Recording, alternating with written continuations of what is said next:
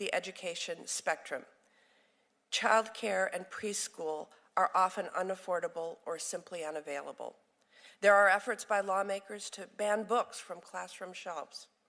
We are seeing young kids getting bullied and discriminated against in schools and on social media just because of who they are. Post-secondary education costs too much for too many families and leaves some students saddled with insurmountable debt. Career and technical education is not as widely available as it should be, and employers are often unable to find the workers with the skills they need for available jobs. These are some of the concerns I hear across Wisconsin. All said, we have some challenges. Mr. Secretary, the investments proposed in the President's budget would help tackle many of these issues head-on. There is so much we need to do to improve the quality and affordability of post-secondary education. The President's budget request contains investments to continue this important work, including investments in the cornerstone of our financial aid system, the Pell Grant program. I look forward to working with you to protect and sustain the Pell Grant program so it can continue to provide this critical assistance to millions of students around this country. I am pleased the budget request supports student parents and activities to help students complete a post-secondary education to further their careers. A growing number of post-secondary students are non-traditional students, and our colleges need to adapt to help ensure that they can succeed.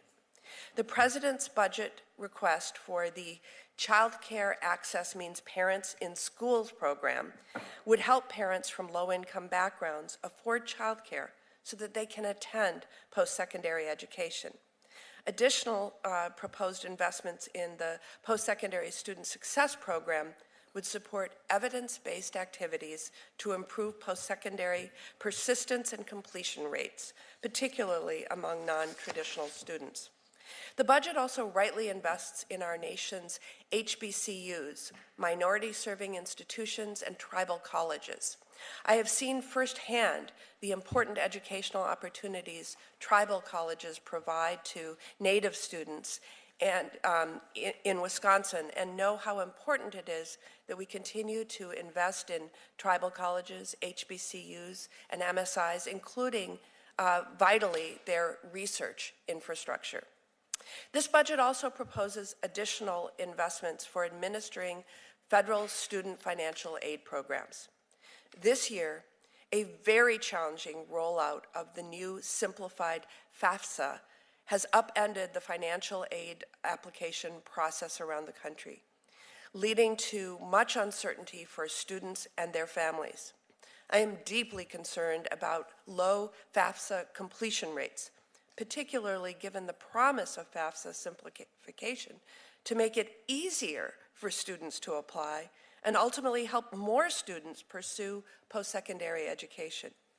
I know you and your staff are working hard to fix these issues, but I cannot emphasize enough how important it is that we get this right. Accessing this aid can mean the difference between someone being able to go to college or not. I'm committed to working with you to correct any ongoing issues and improve completion rates of the FAFSA this year. At the same time, we also need to be working to ensure that next year's FAFSA is available on time this fall and rolled out smoothly to students and their families. Mr. Secretary, because not every student will choose a four-year pathway, I know you share my interest and passion in career and technical education and the important role that high-quality CTE can play in preparing students for both college and for careers.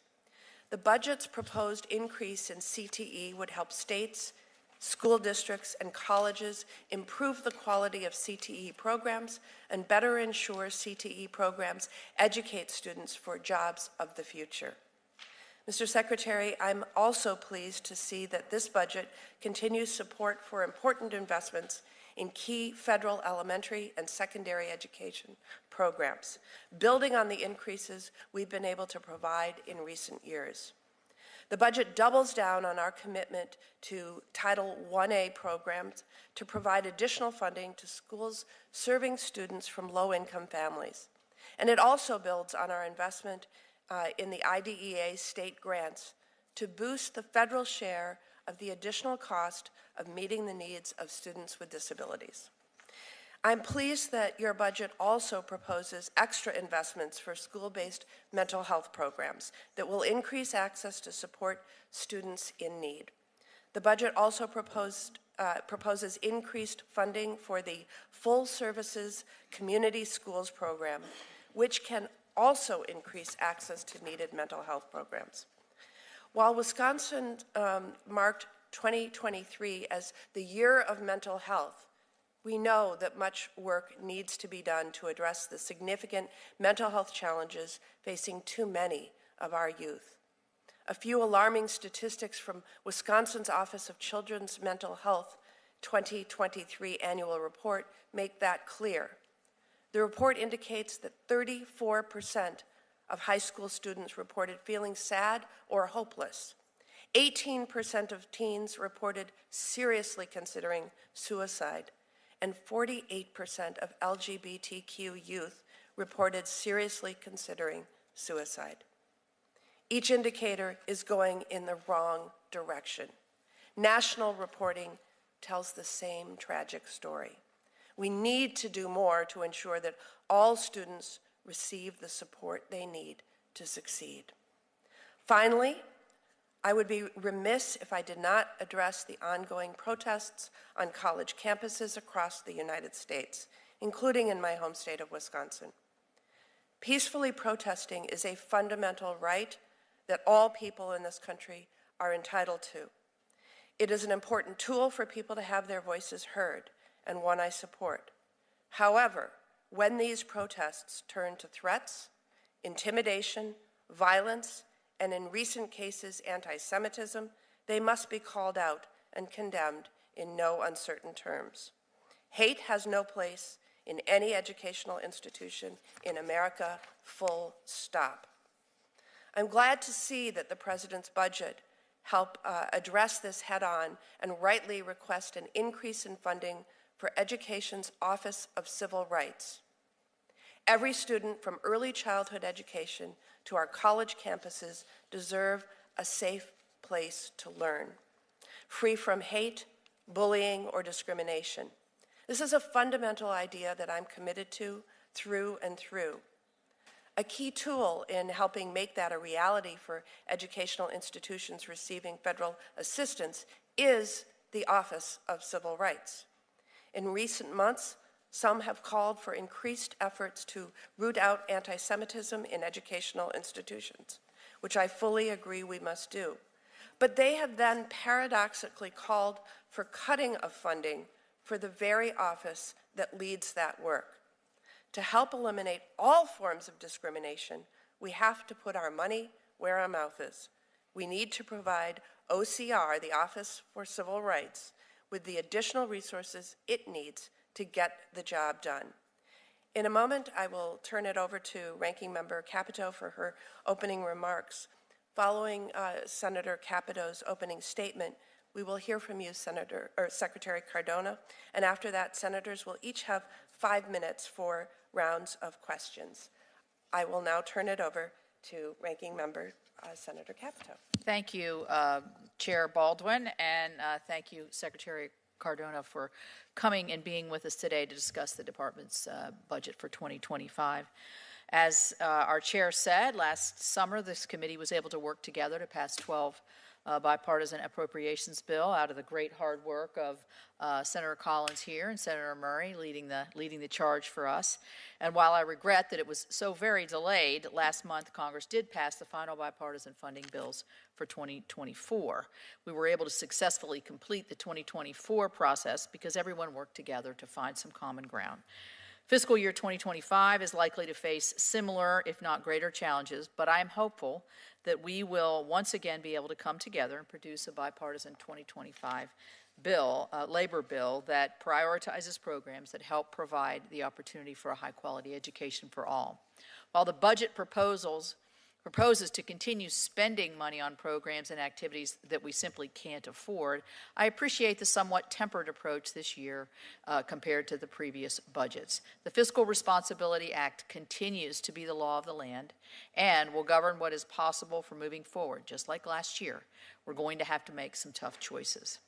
So I am concerned that this budget attempts to go around the FRA, or the Fiscal Responsibility Act, by proposing $140 billion in new mandatory spending for programs that this country simply can't afford and that the Congress has consistently rejected. Expensive new federal programs like free college are ill-advised and unlikely to be considered. Pandemic-era spending is over, and we need to get down to business. The challenges facing K through 12, and I don't need to, as a former educator, or a lifelong educator, I should say, facing K through 12 education are downright alarming for the current generation of our students. We are facing a crisis of chronic absenteeism and failing test scores or falling test scores in this country. The number of kids counted as chronically absent, missing at least 10% of school days each year, is double what it was before the pandemic. In West Virginia, my home state, 28% of the children in school missed more than 18 days of school last school year. That's almost a month of school. This isn't okay. And when kids don't go to school, they don't learn, they don't thrive, and they don't grow. Not just academically, but also socially. I know you share this concern, and I hope that your department will continue working to give states and districts the support they need to help get kids back into the classroom. Federal education spending should support states and policies that afford the greatest opportunity for kids to learn and achieve academically. Formula grant funding like Title I, IDEA, career and technical education grants put education decisions as close to the local schools as we can, to the teachers, the parents, and also provide the crucial flexibility that local communities need to best meet the needs of their students. So I'm pleased that the budget priorities does that with these essential programs. However, your budget also proposes to slash other funding intending to help public school students succeed. For instance, the charter school program. Senator Cardona, this is your fourth year in front of the committee, so it shouldn't come to you as a surprise to you that a cut to charter school spending does not go over well in a bipartisan environment. This $40 million cut is based on false claims of declining demand for the program, when really the department's own actions are to blame. The department's imposition of burdensome new program rules and failure to adequately staff the program office are the real reasons for any challenge in this program. When enrollment in traditional public schools declined following the pandemic, charter school enrollment increased. I think that's a pretty clear indication of increased demand. The budget also includes a $600 million, or almost 30% increase in funding for the Office of Federal Student Aid. Yet, the Office of Federal Student Aid already receives more than $2 billion a year, and it's not clear what the American students are getting and people are getting for their investment. And I am particularly concerned by the disastrous rollout of the new FAFSA for 2025 school year. You know, I don't normally come before folks who are doing the best they can do in the jobs they're in, but this has just got me totally undone, because it's got everybody in my state and across the nation just appalled at how this could be handled so ineptly. Congress passed the FAFSA Simplification Act to simplify, and the chairwoman said this, and improve the process of applying for federal student aid in December of 2020, more than 3 years ago. Yet this administration's implementation of the law has not made things better for students or administrators. It is not an understatement to say this has been an unmitigated disaster caused by an inexcusable failure of leadership. Implementation of this bipartisan congressional priority should have been a top priority for the Biden administration. It took us a long time to pass that Simplification Act. We could get Lamar Alexander up here to tell us how long. The deadline to update the FAFSA should have come as no surprise. In fact, Congress even gave the administration an extra year to complete it. But instead of prioritizing this important work, the political leadership at the Department of Ed chose to spend time, resources, and personnel to advance the administration's priorities around canceling student debt. To me, that is indefensible. I've spoken with so many West Virginians this past several months who are angry about the department's misplaced priorities and feel discouraged about their future because of the bungled FAFSA implementation.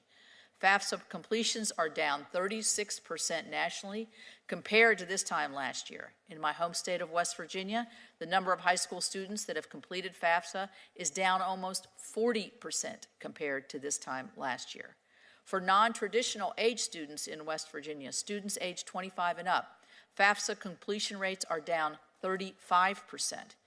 Maybe students put off post-ed education to work or to care for a family member, and now because of this mess, they are having to delay their goal of furthering their education.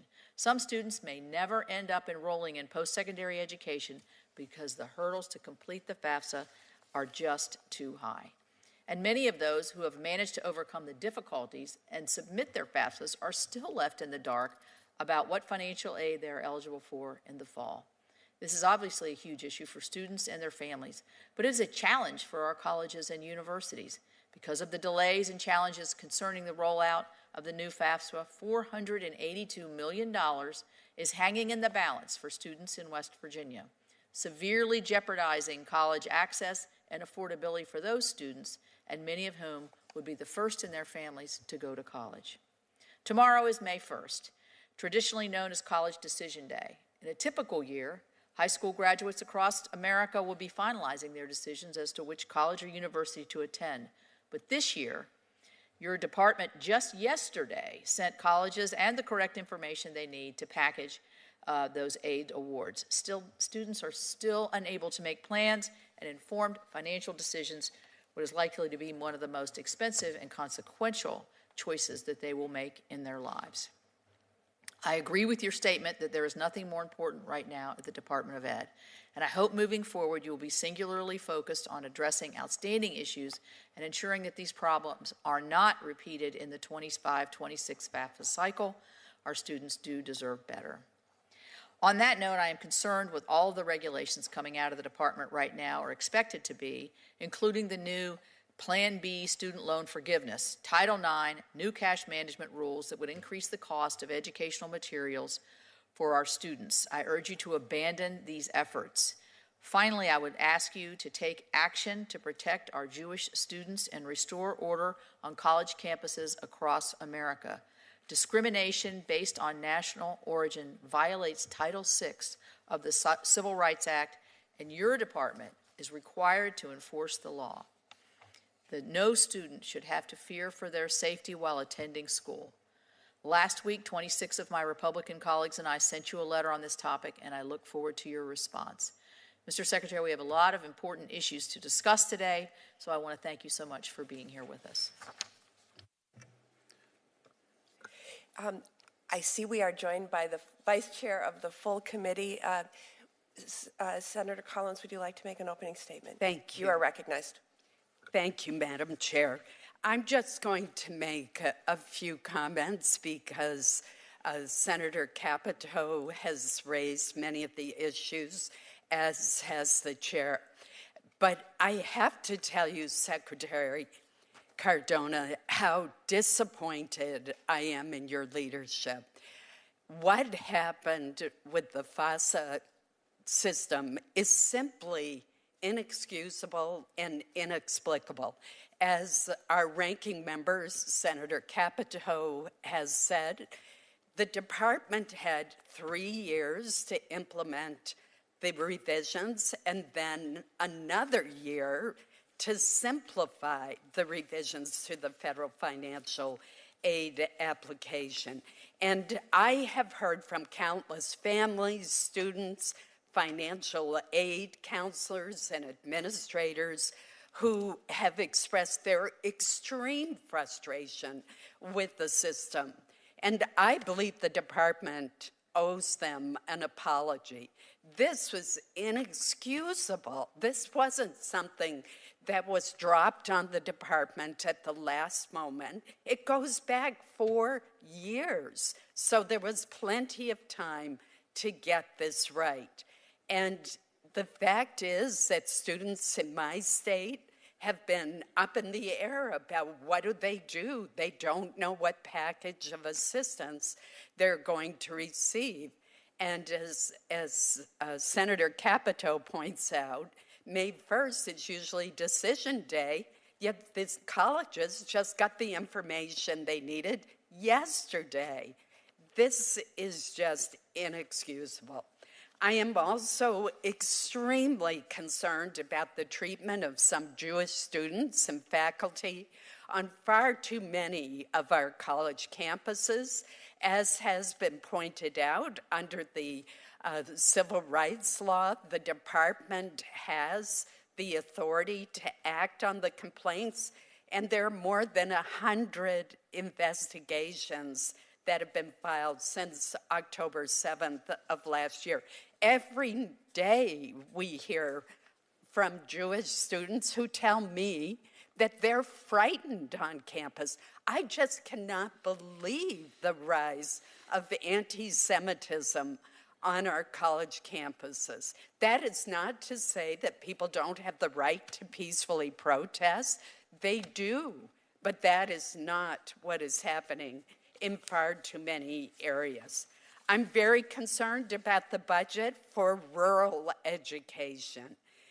In Maine, the majority of our schools are small and rural, which is why back in 2002, I co-authored the Rural Education Achievement Program known as REAP.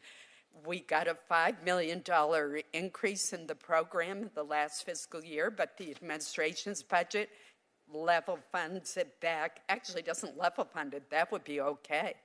Instead, the department is going back to fiscal year 2023 levels. And finally, although there are so many other issues that I would love to touch on in my opening statement, including the TRIO program, which is a wonderful program, and I am pleased there's an increase there. IDEA, what we need to start getting those numbers up. But a concern that I have is the return to a single investigator model under your new Title IX regulations, when that model has been ruled by multiple courts as unlawful. So I just don't understand why the department would ignore those court rulings and go back to a model that has been so heavily criticized. Again, I think there are a lot of issues to cover today, and I very much appreciate the opportunity to touch on some of them. Thank you. Thank you, Senator Collins. Our witness today is Miguel Cardona, the Secretary of the Department of Education. Secretary Cardona, thank you for joining us. You will have 5 minutes for your opening remarks, and you may begin. Thank you. Thank you, Chair Baldwin, Ranking Member Capito, and Vice Chair Collins, and distinguished members of the committee. Thank you for the opportunity to testify today on President Biden's fiscal year 2025 budget request for the United States Department of Education. And thank you for your leadership and continued partnership. I'm proud of how we've worked together in a bipartisan fashion during this administration to raise the bar for American education. Together, we've prioritized substance over sensationalism, defending public education instead of defunding it, and recognizing that investing in education is investing in a better future for all of us. It is in that spirit that I come here today to discuss a budget that's not only about our priorities at the Department of Education, but about what we're hearing directly from parents and others all over this country, in red and blue states alike, about where we have common ground when it comes to our hopes for our children. This budget is about making responsible choices together to invest in a foundation of American opportunity and raise the bar for our nation's future. It's about sustaining academic recovery from the impacts of the pandemic through $82.4 billion in calculated investments to accelerate learning and success at a crucial time for our students to regain lost ground, while also adhering to the Bipartisan Fiscal Responsibilities Act. It's about investing in a stronger future for all Americans by boosting funding to close achievement gaps in low-income communities through Title I, support for students with disabilities through IDEA, support multilingual learners through Title III, and retain, recruit, and develop great teachers. It's about investing in safer schools and the mental health of our students by making more funding available for more school counselors and mental health professionals and more full-service community schools. It's about giving more young people access to the American dream by building more pathways to rewarding careers and opening doors to higher education for all students, by improving college affordability, retention, and completion, including through free community college and increased student supports. It's about making these investments in our nation's future while fully honoring the caps under the bipartisan agreement to reduce the deficit. Make no mistake, when we look beyond the headlines and all the noise, there's so much common ground in our country about what matters for our students. Whether it's getting all students to read by 3rd grade, providing mental health supports in the midst of a youth mental health crisis, opening career and college pathways so more students have options for rewarding lives and careers, or making higher education more affordable and accessible for those who choose that path. And I know we're going to continue to work together to build on that common ground, prioritizing results over rhetoric. We can raise the bar for our nation together, and I look forward to working with you to do so. Thank you. We're going to now begin rounds of 5-minute questioning, and I will start that out. Secretary Cardona, like many of my colleagues, I am troubled by the ongoing FAFSA implementation issues, and I'm also deeply concerned that the number of our high school seniors who have fully completed their FAFSA is down nearly 30% from last year, and even lower among students in low-income schools. I know that your staff is working hard to fix this, but as I said earlier, the department has to get this right, and fast. Can you briefly describe what you and your staff are doing right now to get FAFSA back on track, including increasing completion rates this year so students don't lose access to financial aid? Yes, thank you, Senator. I can assure you that this issue is something that I take very seriously, very personally, and I acknowledge the frustration and challenges that families and schools are facing. 30 years ago, when I was ready to make decisions about higher education, I never